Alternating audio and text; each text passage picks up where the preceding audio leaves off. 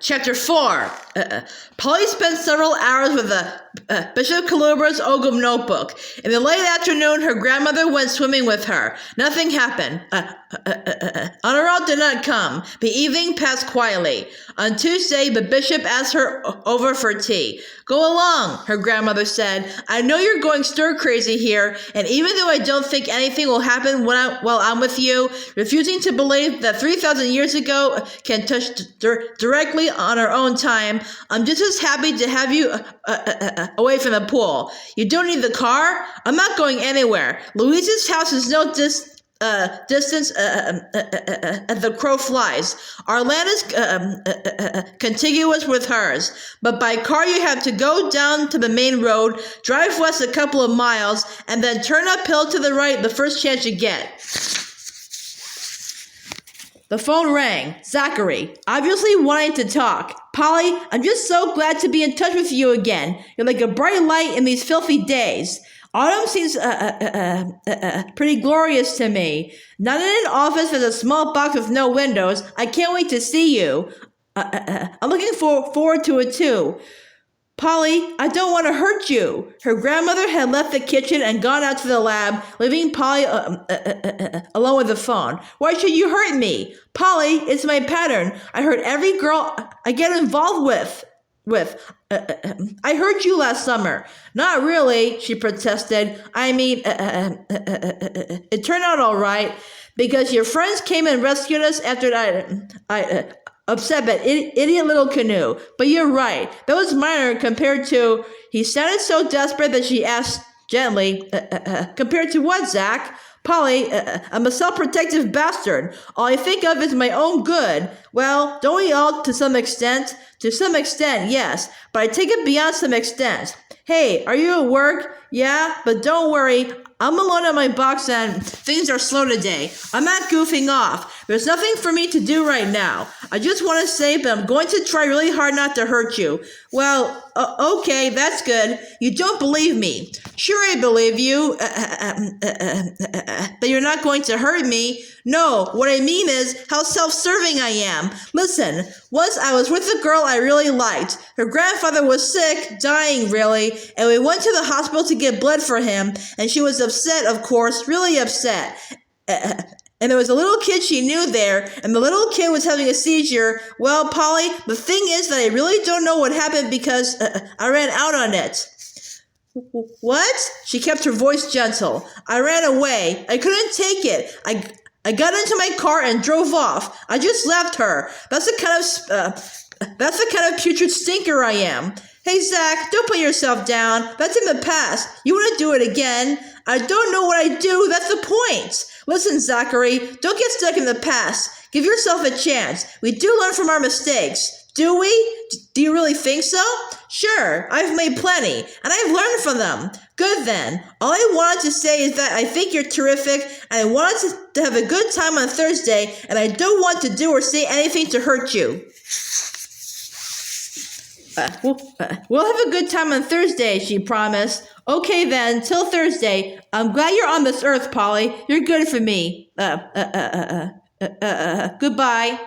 She was baffled by his call. What on earth was he afraid he would do that would hurt her? She shrugged, went out to the pantry, and took the red anorak off the hook, knocked on the lab door. Gran, can I help you with anything before I go?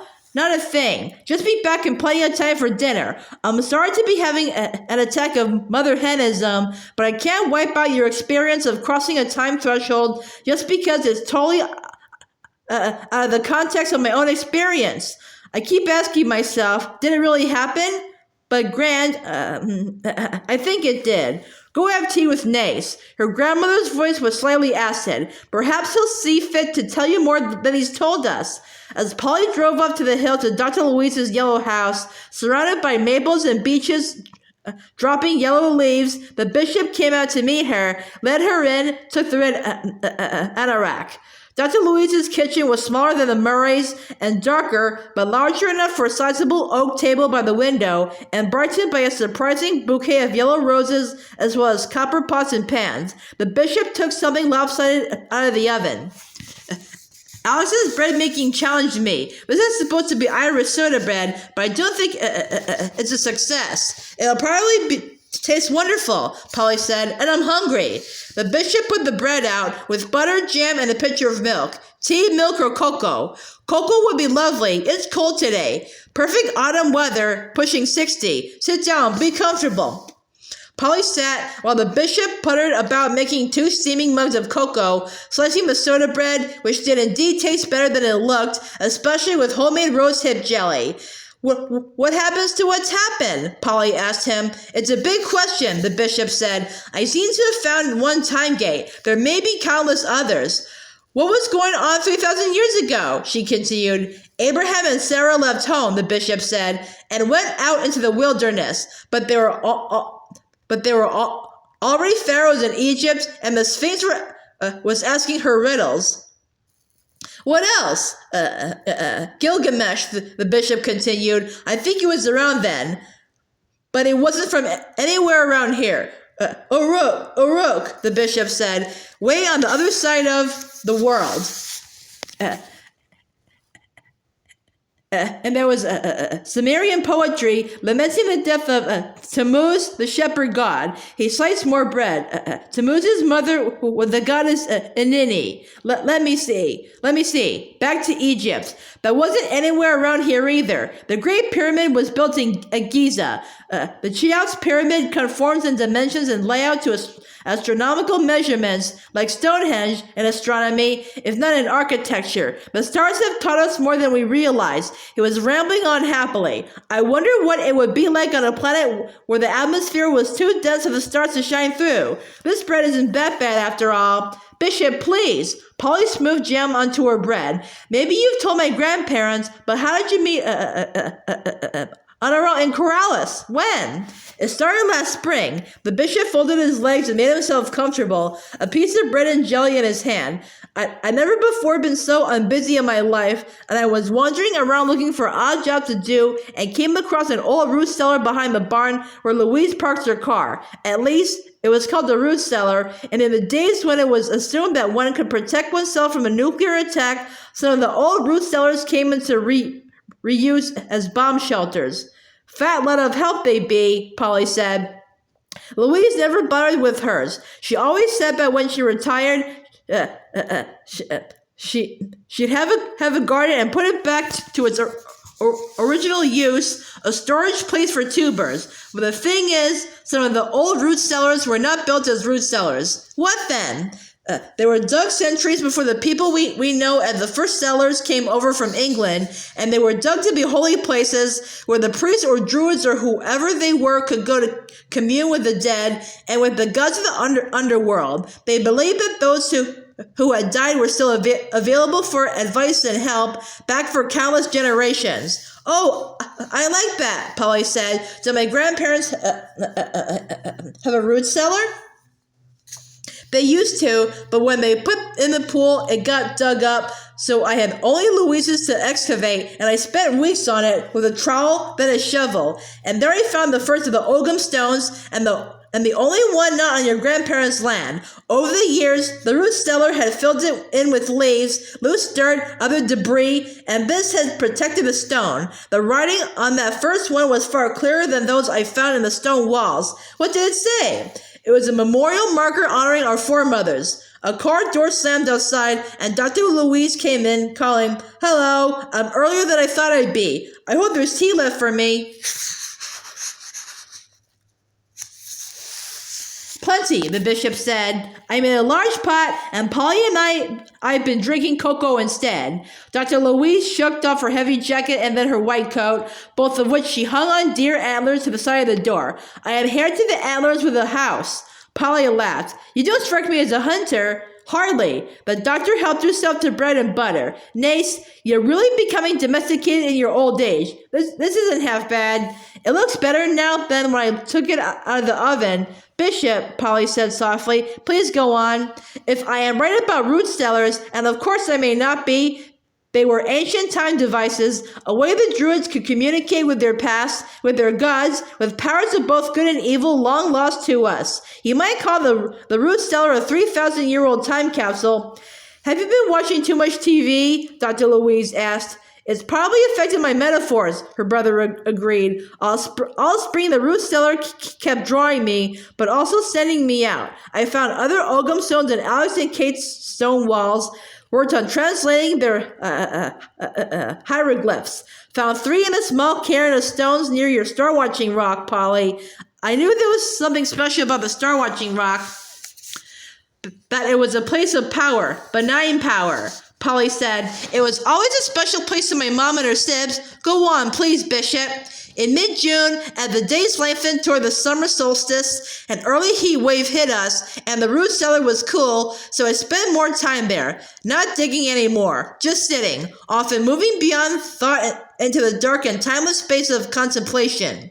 I was afraid you were becoming a pagan, Dr. Louise remarked with irony. No, Louise, no, I was not bent and I'm not now turning to the old gods. No, the God I had tried to serve all my life is still good enough for me. Christ didn't just appear as Jesus of Nazareth 2,000 years ago. Don't forget, Christ will be, and certainly was at the time, the druids dug the root cellar 3,000 years ago, just as much as now, but we rational and civilized people have turned our backs on the dark side of God because we are afraid of the numinous and the unexplainable. Forgive me, I'm preaching. I spent too much of my life giving sermons that it's a habit I find hard to break. You're a good preacher, Dr. Louise said with sisterly pride. So please, Polly urged. Midsummer's Eve, the bishop continued, I was in the root cellar. When I called it a 3,000-year-old time capsule, I was in a way joking. It's a metaphor that seems right. You see, what happened was that I was in the root cellar, and then, without transition, I was on the star-watching rock, and there was Honorel. And that first time we couldn't understand each other except by gestures. I jumped to some conclusions because she obviously wasn't an ordinary girl. There was a dignity, a nobility about her that set her apart. But it was a while before we knew each other's language well enough to communicate, and I could truly believe that I had moved through a great deal of time. Bishop, Polly asked, can you just go in and out of the time gate whenever you want to? Oh no, he shook his head. I'm not sure how it happens when it happens. There is a feeling, just as you said, of lightning and the earth quivering, if not quaking, and something seems to happen to the air. After that first time, it has never again been from the root cellar, always from the star-watching rock. I go there and wait, and sometimes Annie or Corrales will come to me, but there will be weeks when nothing happens. Dr. Louise said, thanks for the tea. I have some charts to go over. The bishop was stiff. I know it offends you, Louise. I try not to talk about it in front of you. But that's not the solution either, the doctor said.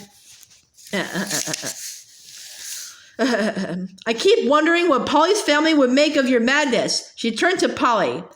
Are you going to tell them about this? Of course, but not yet. I need to understand more first, and I don't want to worry them. You may have to, the doctor said. The bishop's eyes were closed as though he was listening. One of the stones from the cairn by the star-watching rock had a lovely rune on it. Hold me in peace while sleeping. Wake me with the sun smiling. With pure water slake my thirst. Let me be merry in your love. But the simplicity that's gone, at least in our so-called higher civilization, don't knock our civilization, his sister warned. Cataracts used to make people blind, and still do, in many parts of the world. Your lens implants have you seeing like a much younger man.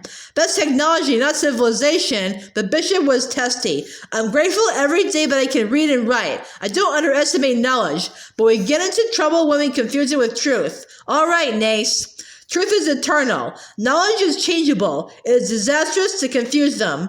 My dear, I don't, Dr. Louise said, but I can conceive of your adventures as having little to do with either knowledge or truth. They're beyond reason, and now I'm afraid they've made Kate and Alex terribly upset.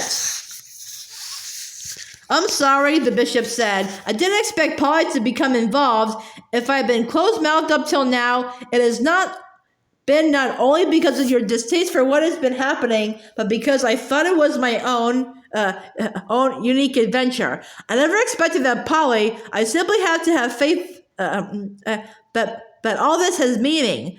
Dr. Louise sighed and rose. I really do have to go over charts. Polly too stood. I better get on back. I promised I wouldn't be late. She drove off down the long dirt road. The tree frogs were singing their autumn farewell to summer. A few lingering insects chirruped away. Above her flew a great gaggle of geese, honking their way south. Their haunting cry was new to Polly, and she found it both exciting and sad. On either side of the road, bushes were red and rust-colored. There was some dry-looking goldenrod and Joe Pye weed. As she turned into a curve, she could see the hills shadowed in purple, low hills weathered by centuries, comforting hills. When her grandmother came in to say goodnight, Polly was deep in Bishop Calubra's notebook. Miss Oglin's really not too difficult, as long as I don't try to connect it to Latin or Greek roots, but think of it as a made-up language. Polly, her grandmother sat on the edge of the bed. It is my hope that you are not going to have any opportunity to speak this language. I love languages, Grand. They're fun. You know how Granddad loved to do his puzzle in the paper every day? It's the same sort of thing. Her grandmother ruffled her hair. I want you to have fun, my dear, but not to get yourself into any kind of danger. I hope you have fun with Zachary on Thursday, but he strikes me as a complex young man, and I'm very uncomfortable with the idea that you think he's seen someone from the past. I find it pretty uncomfortable, too. And you'll stay away from the pool and the star-watching rock? Yes, we will. Polly sighed, then indicated the pile of books still at her bed table. I went through the parts you marked and took notes. I love learning from you, Grand. You don't miss school? I didn't much like it. I was used to being taught by Mother and Daddy when we lived on Gaia, and the Coopertown school was pretty boring after that. I wasn't that great at school. Okay, but not great. Your mother must have understood that. School was disastrous for her till she went to college. I find it hard to believe. Believe it.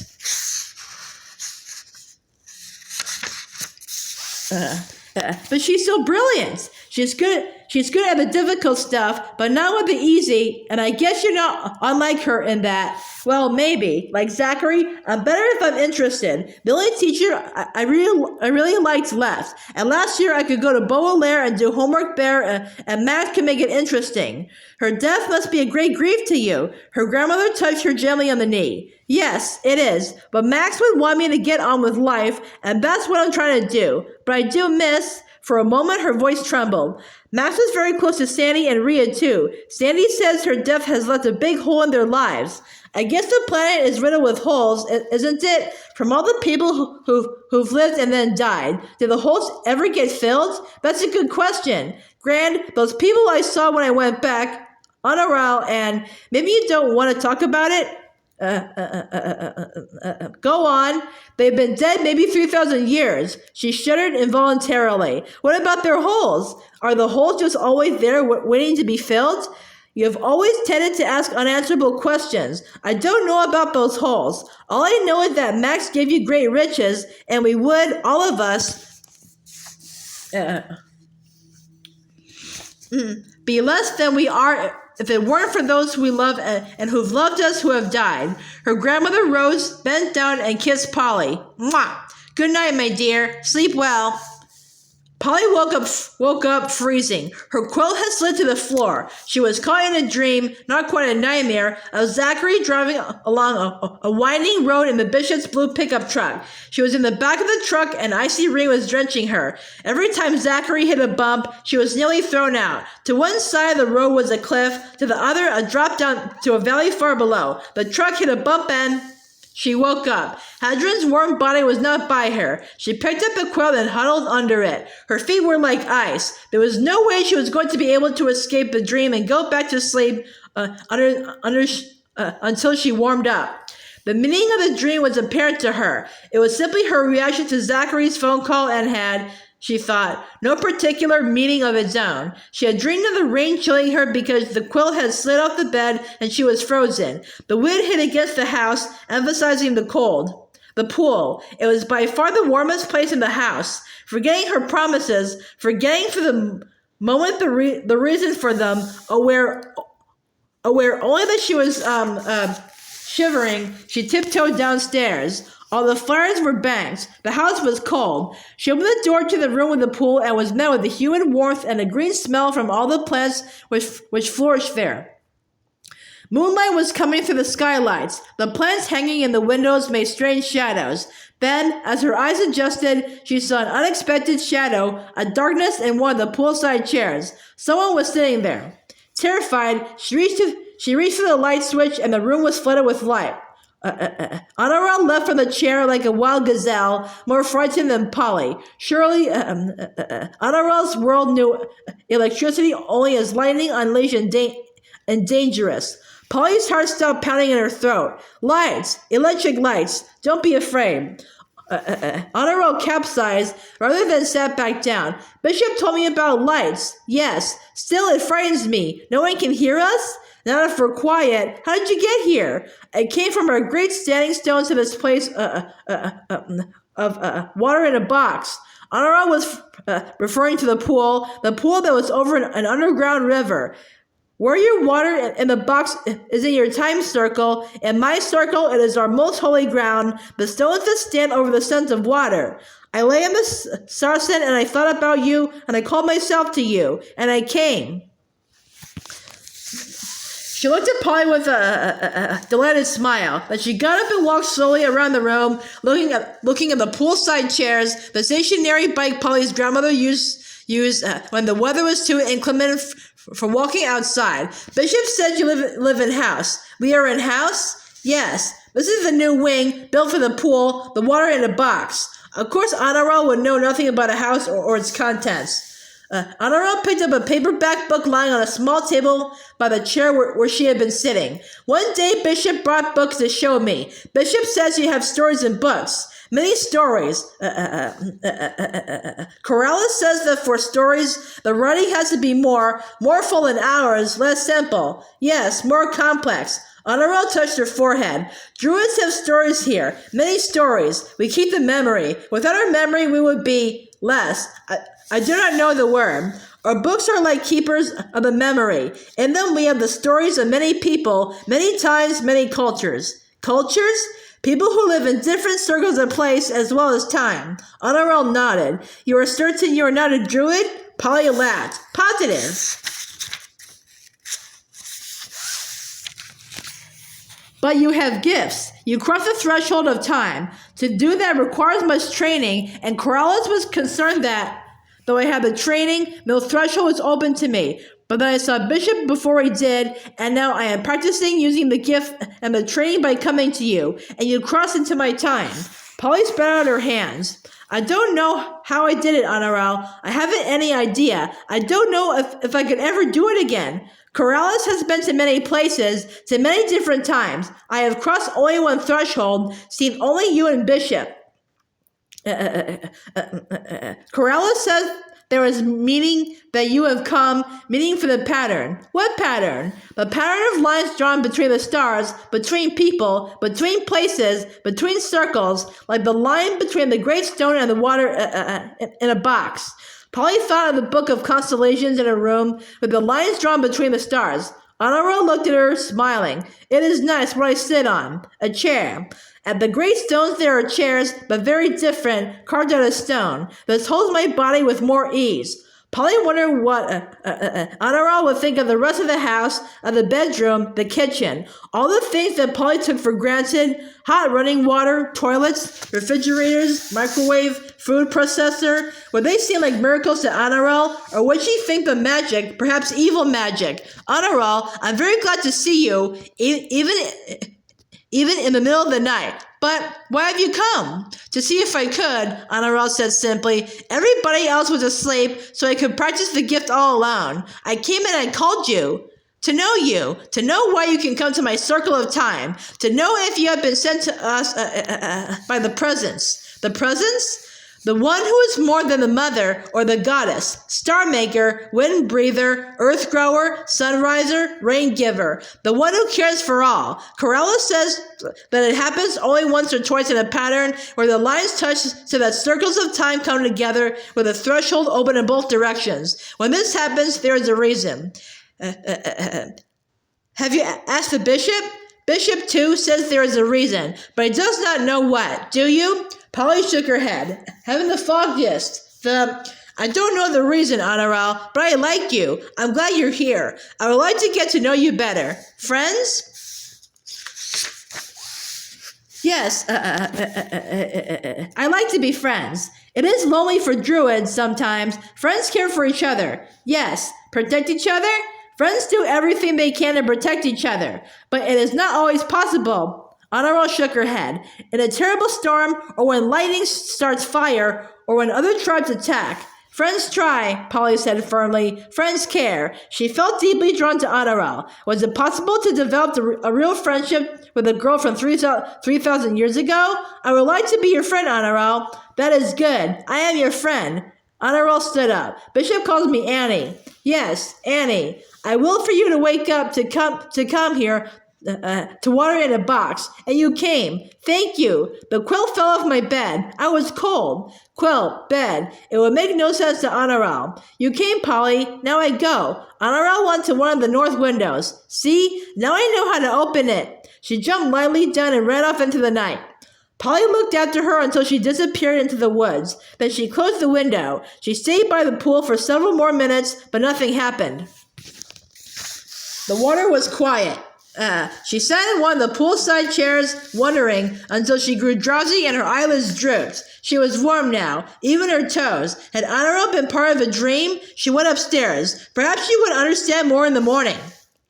She woke later than usual, dressed, and went downstairs. Her grandfather was sitting at the table drinking coffee and doing his puzzle. Polly poured herself half a cup of coffee, filled it with milk, and put it in the microwave. For the moment she had forgotten her bad dream, forgotten going down to the pool to warm up, forgotten Honorable's visit. This does make café au lait much easier. I hate washing out a milky saucepan. Polly, her grandfather looked up from the paper. Tell me what you know about time. She sat down. I don't know that much. Tell me what you know. Well, there's the space-time continuum, of course, and that means, well, that time is a separate thing apart from space. They make a thing together, and that's space to time. But I know that there isn't any time at all if there isn't mass and motion. Her grandfather nodded. Right. And Einstein's famous equation? Well, mass and energy are equivalent, so any energy an object uses would add to its mass, and that would make it harder to increase its speed. And as it approached the speed of light, its mass would be so enormous that it couldn't ever get to the speed of light. So in terms of space travel, you can't separate space travel from time travel. Good girl. So, I don't know, Granddad. How did I go back 3,000 years? Suddenly she remembered Honorable's visit the night before, but this was not the moment to talk about it. The pantry door opened and her grandmother came in. Her grandfather said, "That's a billion-dollar question, isn't it? And I seem to have broken Einstein's equation. I mean, didn't I get there faster than the speed of light? I mean, I was here, and then I was there. Department of utter confusion," her grandfather said. Mrs. Murry sliced bread and put it in the toaster. One theory I find rather comforting is that time exists so that everything doesn't happen all at once. What a picture! Polly had ignored the microwave timer's ping.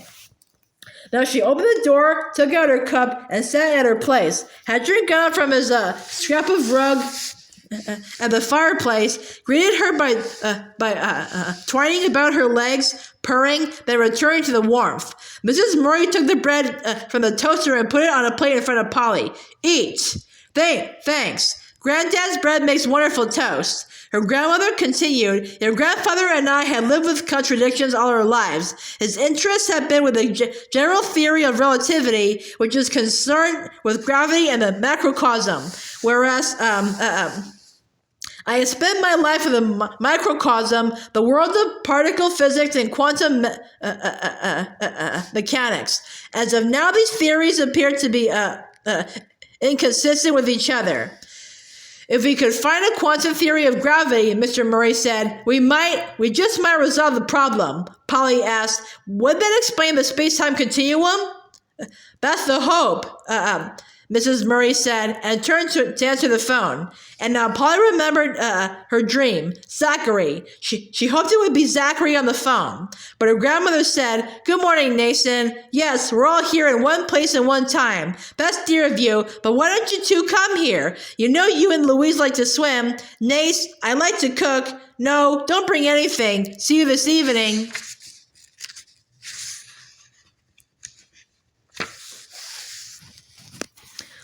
She turned to her husband and Polly. "As you gathered, that was Nathan. Louise is filled in with chagrin and remorse, as a result of which she hasn't been able to talk him out of feeling that he can protect Polly from the past if he's here with her. Which is certainly logic. Know how contrary-wise. They're coming over for dinner." Mr. Murry smiled. That was at least partly his motivation in calling. His wife smiled back. "Cooking has never been Louise's thing. She's a perfectly adequate cook, but it's not foremost on her mind. And Nathan's rather gourmet taste," he added. You're a terrific cook," Polly said. Her grandmother flushed. "Oh dear, it does look as though I was fishing for a compliment." "A well-earned one," her husband said. "I enjoy cooking. It's therapy for me. Louise's therapy is a rose garden. You may know, Polly, that we don't have any roses." "Accept it graciously, my love," her husband said. "You're a good cook." "Thanks, dearest." She sat down, elbows on table, chin in hands. "Polly, there is the matter of your parents." Polly looked at her questioningly. "Your grandfather believes that you are right, that it will not be safe to take you out of the Tesseract to send you back to Beniseed. And if I didn't take his fear seriously, you'd be with your parents right now." "How far can I go?" Polly asked. "How far away from the time threshold?" Her grandfather folded his paper. "I'm not sure. About 10 or so miles, I'm guessing. Maybe more.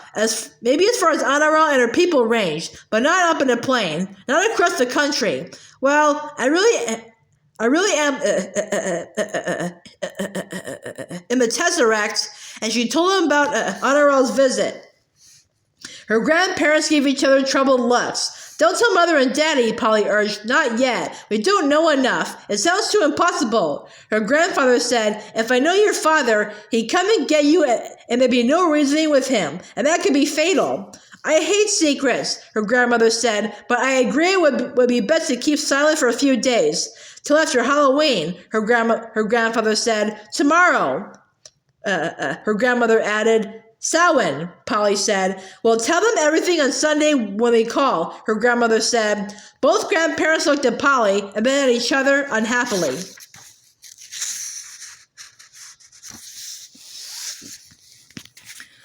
The morning passed without incident. Polly spent an hour with her grandmother in the lab till her toes grew too cold. Then she went to her room to sit at her desk and write out responses to some of the questions her grandmother had asked her. She found it unusually difficult to concentrate. At last she shut her notebook and went downstairs. It was time for a brisk walk before lunch.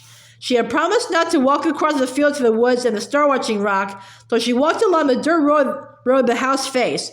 Originally, it had been one of the early post roads, but with the changing of demographics, it was now only a lane. The garage led to a paved road with farms above, a few dwellings below. The lane wandered along, past pastures, groves, bushes. It was a pleasant place to walk, and Polly ambled along, picking an assortment of flowering autumn weeds. When she got home, Dr. Louise had called to say that she had an emergency and would not be able to get away for dinner. Could they come the next day? Nace very much wanted to be with Polly on Thursday. Thursday came, crisp and beautiful. The autumn days were perfect, blue and gold, with more and more leaves falling. Polly worked with her grandfather in the morning, studying some advanced mathematics. Around 11, he took off for town to get his chainsaw sharpened, and her grandmother, as usual, was in the lab. She walked to the end of the lane and back, a little over a mile. Then she crossed the field to the stone wall. She would go no farther than that. Surely just to the stone wall should be all right. Louise the Larger was there, basking in the sun. Polly was used to all kinds of odd marine animals, and her father had once had a tank of eels for some experimental purpose, but she knew little about snakes. Polly looked at Louise, lying placidly in a puddle of golden light, but did not feel enough at ease to sit down on the wall beside her. As though aware of her hesitancy, Louise raised her head slightly, and Polly thought the snake nodded at her kindly before sliding down into the wall and out of sight. Or was she anthropomorphizing, reading human behavior into the snake? Snake in Ogham was nask. It was one of the bishop's vocabulary list, so that meant that the people who used that language knew about snakes. She continued to stare at the wall, but when there was no sign of Louise after a few minutes, Polly sat down. The stones felt warm and comforting. This was as far as she could go without breaking her promise. The breeze ruffled the leaves remaining on the trees which leaned over the wall, making shifting patterns of light and shadow. The day was gold and amber and russet and copper and bronze, with occasional flashes of flame. A rustling sound made her turn around, and there, on the other side of the wall, stood a tow-headed young man holding a spear. He beckoned to her. "I can't come. I'm sorry, I promise," she explained, and realized that he could not understand her. He smiled at her, pointed to himself. "Tav," she returned a smile. "Polly," she replied, pointing to herself. He repeated after her, "Polly." Then he looked up, pointed at the sun, then pointed at her hair, and clapped his hands joyfully. "I'm just an old carrot top." She blushed because he was obviously admiring her hair. Again, he indicated the sun and then her hair, saying, "Hello, Polly." She visualized the page of Bishop Kalubra's notebook. Hello was a form of greeting, easy enough to remember. The bishop's notebook had contained various greetings used throughout the years. Hello, hello, hail, howdy, hi. The negative, na, was also simple. No in English, non in French, nicht in German, niet in Russian. The N sound seemed universal, she thought, except in Greek, where the ne sound meant yes. Tav beamed and burst into a stream of incomprehensible words. She smiled, shaking her head. Nah, she did not have the vocabulary to say, "I don't understand." Carefully, tenderly, he placed his great spear on the ground. Then he sat beside her on the wall, pointed to the sun. Sono. Then, with utmost delicacy, his fingertips touched her hair, withdrew. Ruad. He held out his hand, spoke a word, and touched his eyes, spoke again, and touched his nose. He was teaching her words of Ogham. Some of the words, such as sun and red, she recognized from Bishop Kalubra's vocabulary list. Others were new to her. Polly was a quick study, and Tav laughed in delight. After they had worked or played together for half an hour, he looked at her and spoke slowly, carefully. You, Sono. Tav, he touched his pale hair. Mona, you come tonight. She shook her head. It is big festival. Samhain. Music. Big music. Much joy. She could understand him fairly well, but she could not yet put enough words together to explain to him that she had promised not to cross the wall, not to go to the star-watching rock. And did Tav understand that they were separated not only by the stone wall, but by 3,000 years? Suddenly, he leaped to his feet. Louise had come out of her hiding place. Tav reached for a spear. "No!" Polly screamed. "Don't hurt her! She's harmless!" If Tav did not understand her words, he could not miss her intent. She thrust herself between the snake and the young man. He put down the spear, careful not to bruise the feathers. "I would only protect you," he told her, in sign and body language as much as in words. "Snake has much power. Mana power, good power, but sometimes hurting power." Fumblingly, Polly tried to explain that Louise was a harmless black snake and a special one, a family friend. Tav let her know that Louise's friendship was good. "You are a gift, the mother's gift. You will come tonight?" "I cannot. What was the word for promise or for grandparents?" Mother was something like mother. Mother says no. That was the best she could do. He laughed. "Mother sent you. You will come." He bent toward her again and delicately touched her hair with the tips of his fingers. It was like a kiss. Then he picked up his spear and walked along the path in the direction of the star-watching rock. Polly went back to the house. His touch had been gentle, pleasing. He had actually compared her red hair to the sun. Her fear of him had vanished, but she also felt confused. Why had he been ready to kill Louise? Did he really think the snake was about to strike? What had he meant by good power and hurting power? His intent had certainly not been to kill for killing's sake, but only to protect her. At lunch, she told her grandparents about Tav. They listened, made little comment. It was evident that they were deeply concerned. I won't cross the field to the stone wall again, she promised, but he was nice. Really, he was. 3,000 years ago? Her grandfather asked wryly. Her grandparents did not scold her for going to the stone wall. They were all unusually silent as they ate lunch.